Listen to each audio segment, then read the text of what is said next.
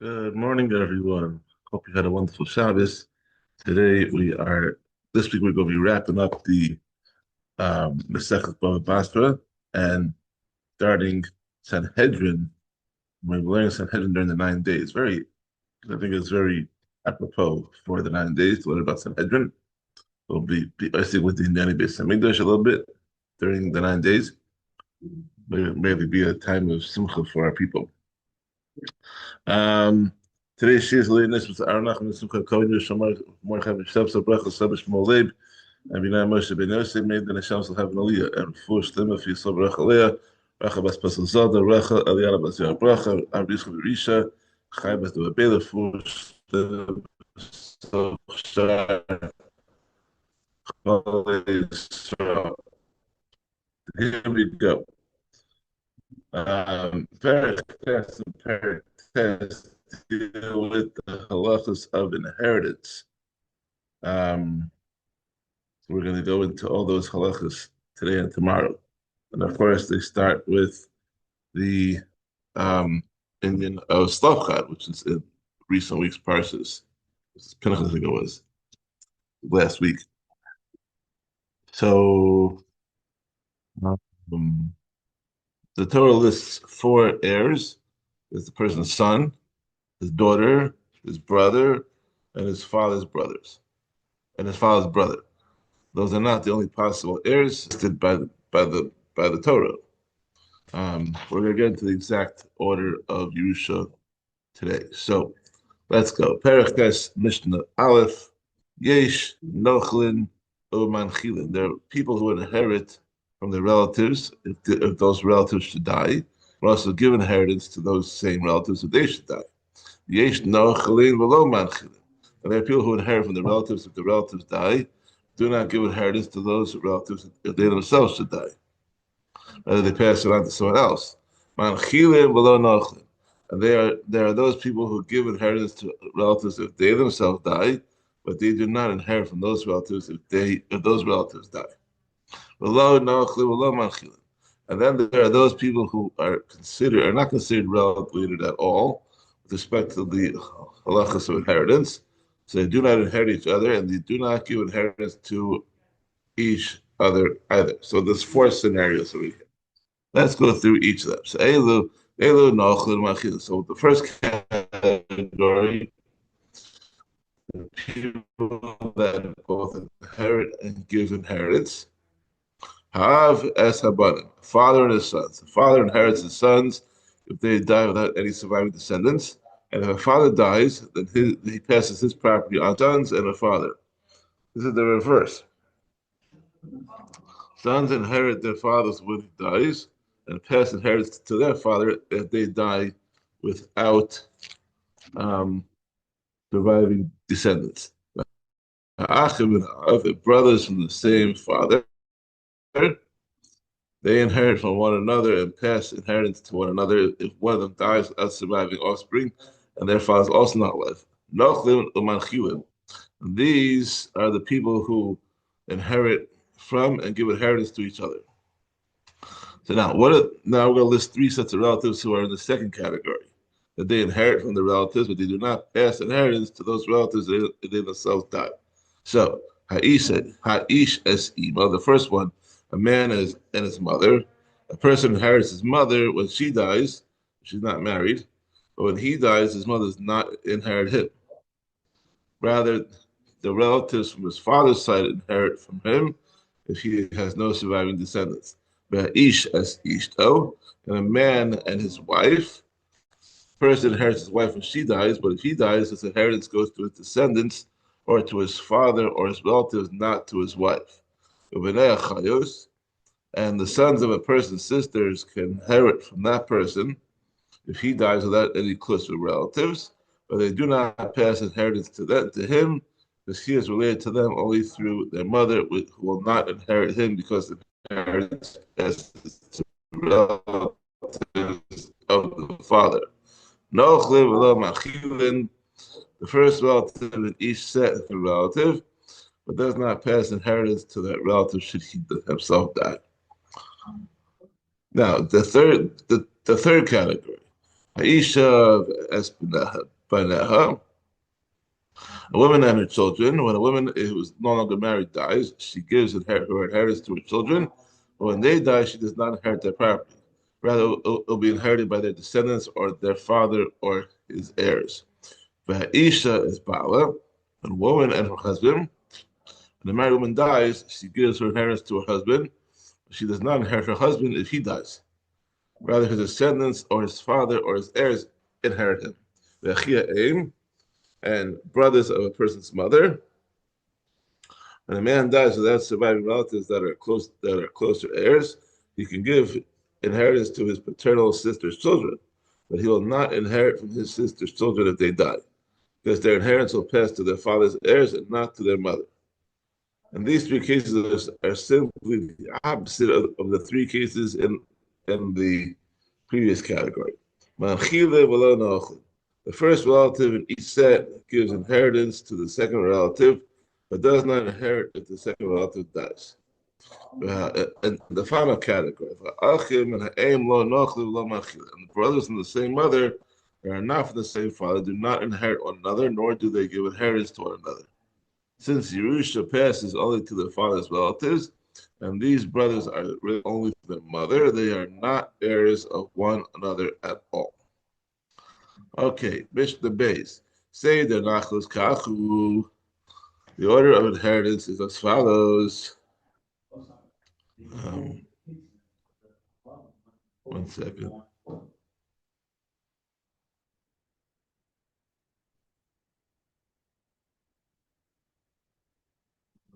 The the order of inheritance is as follows. Ish kiyamu sevein ein lavarato nachlas rita. The pasuk says, when a man dies and there's no son to him, you shall cause his inheritance to be passed to his daughter. Ben called the bas. The pasuk teaches that a son comes before a daughter. A person's son is his closest heir and inherits first. We also learn from this pasuk that any descendant of the son comes before a daughter. If a man dies and his son is also no longer alive, that son left a living son or daughter. The grandchild inherits before a daughter. Bas kodelos achin. A daughter becomes before the brothers of the deceased. Yotze yirecho shabas kodelos achin. Any descendant of a daughter also comes before the brothers. Therefore, if the daughter left a surviving son or a daughter, that grandchild would inherit in the daughter's place. Achin, Kadmon Achin of brothers of the deceased come before brothers of the father of the deceased. Yotze Yerechos Achin Kadmon the Achin of, and the descendants of the brothers of the deceased come before brothers of the father of the deceased as well. Therefore, if the deceased was survived by a nephew or niece who is the son of one of the brothers, that nephew or niece inherits in his or her father's place before the uncles of the deceased. This is the general rule that applies to all heirs, and any heir that would come first in inheritance if he were alive, his descendants come first in his place. And the father comes before all of his descendants. So if the deceased left no children or descendants, then the Yerusha goes to the father of the deceased before it goes to the brothers. Likewise, if the deceased left no descendants, no father, no brothers or sisters, no father and no brothers or sisters or the descendants, then the Yerusha passes to his grandfather before it goes to the paternal uncles or aunts. If he also left no paternal uncles or their descendants, and the inheritance passes to the great grandfather. If he too is not alive, it goes to his children or the descendants, and so on. Let's assume the government didn't get to it first and take all the money for themselves. Mishnah Gimel. B'no Tzlofchad. B'no Tzlofchad not do shlosha chalakim benachla. The daughters of Tzlofchad took 3 portions in the land of Eretz Yisrael as a result of being named their father's rightful heirs. We just learned this We just read this in the Torah, Parshas Pinchas, this last week, and touched upon it in Matzah, and we'll learn about Eretz Yisrael during the 3 weeks. Baruch Hashem. They received the portion in the land that their father Tzlofchad himself was entitled to, because he was one of those who left Mitzrayim. Every Jewish male over the age of 20 that left Mitzrayim was awarded a portion in it. So when they died in the Midbar, when they died in the Midbar, they passed those portions to the heirs. Since Tzlofchad's daughters were named as heirs, they inherited a portion in Eretz Yisrael. And they received Tzlofchad's share there among his brothers in the estate of Chefer, who was their father's father. Chefer too was among those who left Mitzrayim, and he too died in the Midbar during the 40 years. His portion was divided amongst his sons. Tzlofchad's share of the portion was given to his daughters, but they stood in his place to inherit along with the surviving sons. Because Tzlofchad was the firstborn son of Chefer, he received a double share of Chefer's portion.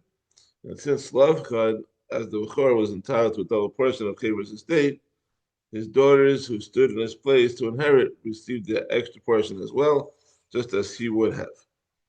So the daughters of Tzlofchad received a total of 3 portions in Eretz Yisrael, Tzlofchad's own portion in its entirety, and 2 shares in Chefer's portion.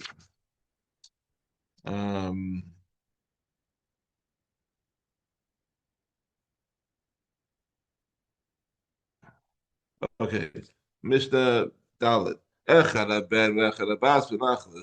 position of a son as the first heir and the daughter as the second heir are the same with respect to both inheriting their father and inheriting the mother. Just as sons come before daughters to inherit their father's estate, sons come before daughters to inherit their mother's estate. The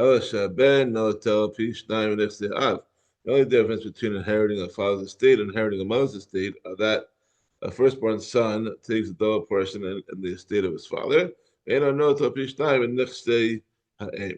he does not take a double portion in the estate of his mother.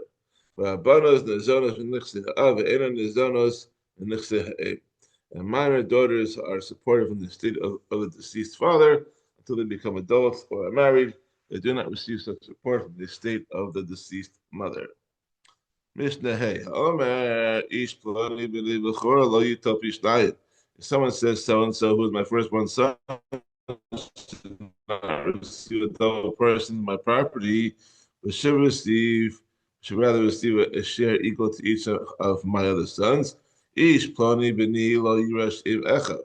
Or he says, so and so, who is my son, should not inherit me along with his other brothers at all.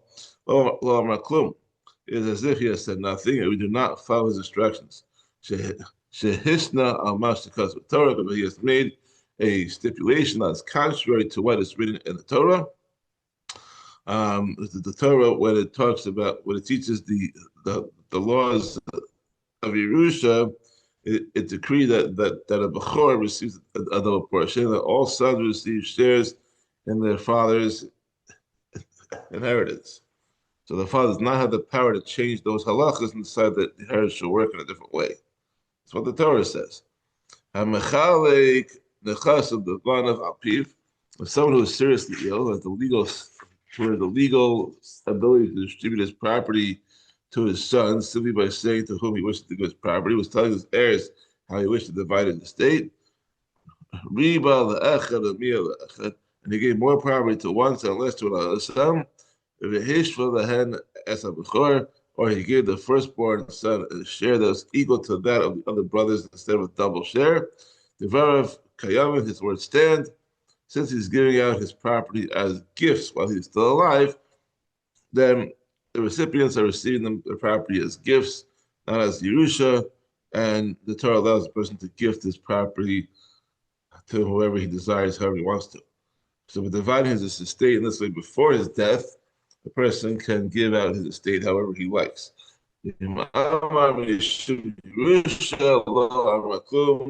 However, in this case, we said that he was giving up property uh, as Yerusha, then it is as if he has said nothing, because the person cannot change the Torah's laws on Yerusha, as we just learned.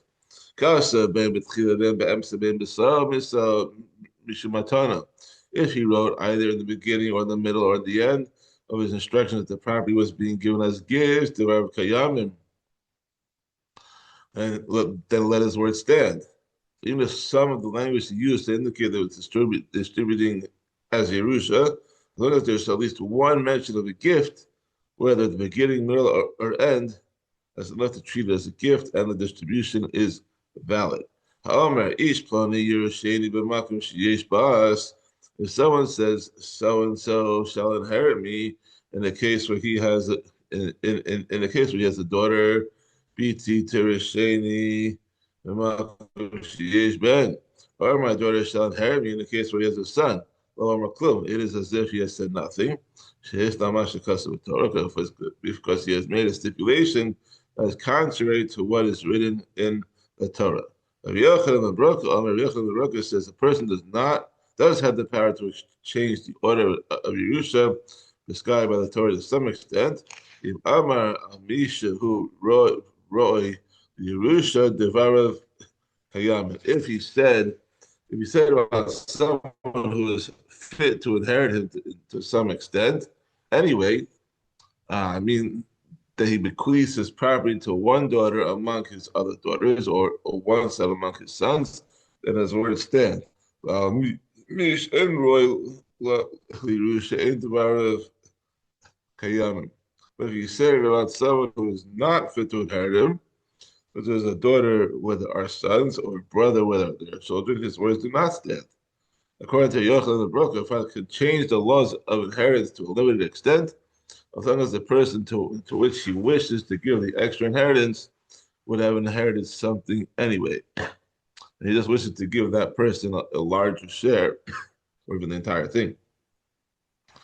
Even Yochanan ben Broka agrees that someone who does not stand to inherit anything at all, because there's a closer heir, may not be given Yerusha.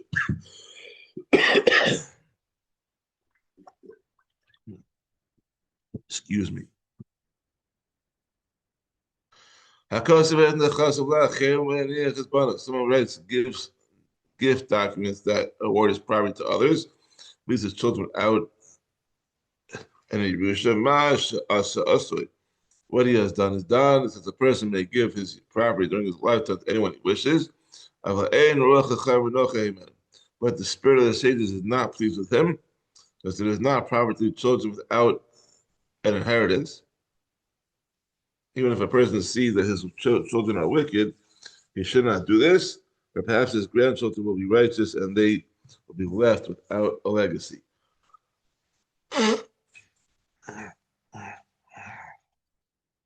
Shimon ben Gamliel says, if his children were not acting properly and they were wicked people, he is remembered for good if he does not leave them anything. No mitzvah will leave a Russia to Yerusha. Okay. Mishnah Vav.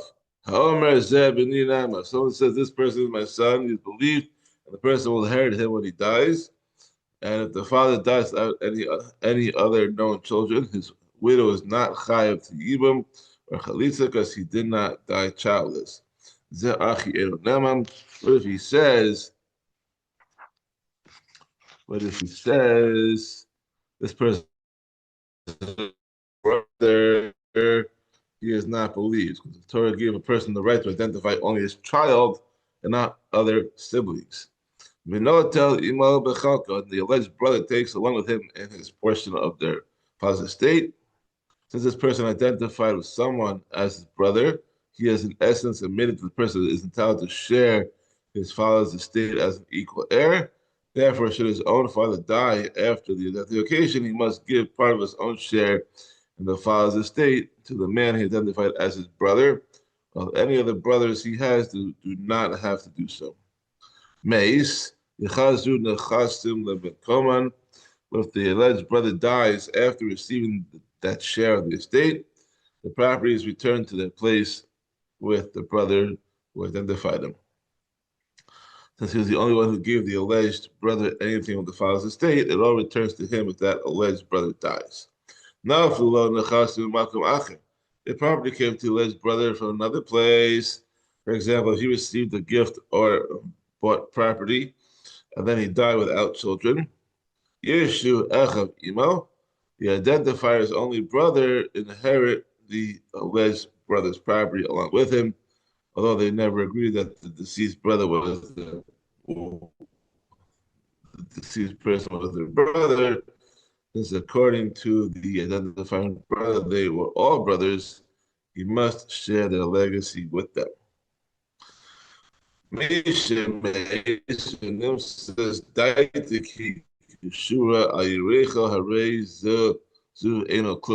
someone dies and a daitiki to the deathbed will to hey the make them mahavi, which means that this shall be to stand and remain. That's like a written record of the instructions given on someone's deathbed.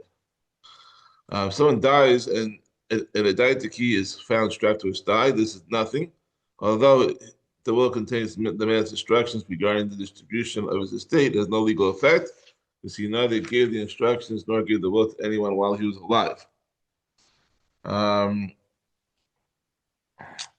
Zika bal acher ben hayorshin ben she'ena ben hayorshin derav kayam. If he gave the daitiki to another person before he died, whether that person is one of the heirs or not one of the heirs, then his word stands, and the instructions in the will are followed. As long as the person gave the will to someone else to acquire while he was alive, it is the same as if he issued the instructions verbally, and the properties are awarded to the recipients listed in the will. Mishnah Zayin, if someone wishes to write a document giving his property to his children, wishes to be able to use the property and keep its produce as long as he is alive, must write in the gift that he is giving them the property from today and after my death. The language means that the actual property itself becomes the property of the right to use it and keep its produce until he dies. But if it does not include the words from today, then the gift does not take effect. Because the document then states that he is giving them the property after his death, and at that time the property is no longer his. Different Rabbi Yehuda. These are the words of Rabbi Yehuda. This is quite Rabbi Yehuda. Rabbi Yossi Amar and Sarich. Rabbi Yossi says he does not need to include the words from today in the document. Even if he simply writes that the gift is to take place after my death, the gift still works as he wishes because the fact that the document is dated with today's date shows that he meant the gift for the gift to begin from today. If someone writes a document giving the body of his property to his son that keeps the use and produce of the property for himself during his lifetime, as we described above. The father cannot then sell the property itself to someone else, because the property itself has already been given to the son, and the son owns the property, not the father. The son also cannot sell the property in a complete manner while the father lives, because the property is still in the domain of the father to some extent, due to the fact that the father has the right to use the property and take its produce as long as he lives. Therefore, if the father sold the property, it is sold only until he dies. The buyer has the right to use the property and take its produce as long as the father lives. But once the father dies, the property and the produce both belong to the son. If the son sold the property while his father is still alive, the buyer has nothing on the property until the father dies, because the rights to use the property and keep its produce until that time belong to the father, and the son cannot sell those rights. Once the father dies, however, the property and its produce go to the buyer. The father may detach produce from the property and feed it to whoever he wishes as long as he lives, because the produce belongs to him. As for any detached produce that he left in the property at the time of his death, it belongs to all of his heirs equally, not only to the son to whom he gave the field, since the produce was detached from the ground during the father's lifetime, it is his property, not the son's, and when he dies, the heirs share it equally.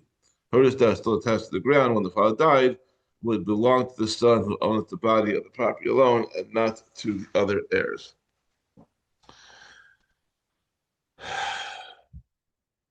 If the father died and left both older sons and younger sons, the older sons are not clothed at the expense of the younger sons, and the older sons may not take money from the undivided estate for their clothing, since this will not be fair to the younger sons, who require much less money to provide for their clothing.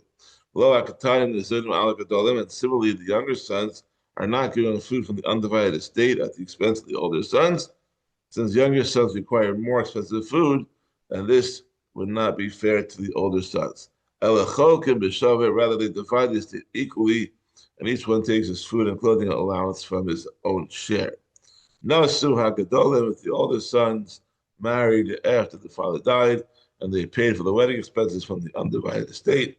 Yisu Hakatanim, and the younger sons are also entitled to marry and have their expenses paid for from the undivided estate. Therefore, an amount of money equal to that spent by the older son is set aside for the younger son's wedding expenses, and then the remainder is divided equally. If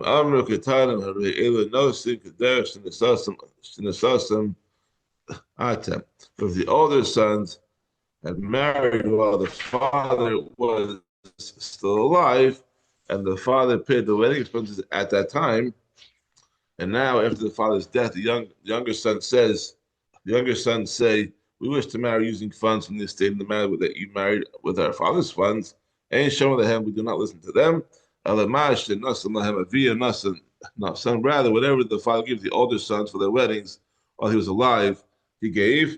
The younger sons do not receive any money for weddings expenses from the undivided estate. They must pay for the weddings from their share of the Yerusha. And Mishnah Ches, the last one. The father died and left both older daughters and younger daughters, but no sons, that the daughters are the heirs. The older daughters are not clothed at the expense of the younger daughters. The older daughters may not take money from the undivided estate for their clothing, since this will not be fair to the younger daughters, who need less money to provide for their clothing. Similarly, the younger daughters are not given food from the undivided estate at the expense of the older daughters, since younger daughters need more money for food, and this will not be fair to the older daughters. Rather, they divide the estate equally, and then each one takes her food and clothing allowance from her own share. If the older daughter married after the father died, and they pay for the wedding expenses from the undivided estate, then the younger daughters are also entitled to marry and have their expenses paid for from the undivided estate. Any amount of money that equal to that spent by the older daughters is set aside for the younger daughters' wedding expenses, and the remainder is divided equally. But if the older daughters had married while the father was still alive, and the father paid the wedding expenses at that time, and now after the father's death, the younger daughters say, we wish to marry using funds from the estate in the manner that you married with our father's funds, and Shomalahan, we do not listen to them. Rather, whatever the father gave the older daughters for their weddings while he was alive, he gave, but the younger daughters do not receive any money for wedding expenses from the undivided estate, and they must pay for the weddings from their share of the inheritance. And finally, in this, the power of daughters who inherit is more powerful than that of sons. Namely that the younger daughters receive support at the expense of sons. But do not receive support at the expense of daughters. Although sons inherit before daughters, the man's minor daughters are entitled to be supported by his estate. One of the stipulations that the Chachamim included in the husband's ksuba, where there is no where this is discussed further in the next chapter tomorrow. Um, Therefore, when sons inherit the estate, the minor daughters do receive food before the sons receive their inheritance. But when there are no sons and the daughters inherit the estate, the ksuba stipulation does not apply, and the minor daughters do not receive any special allowance for support. Rather, each daughter must take her food from her own share of the estate. As we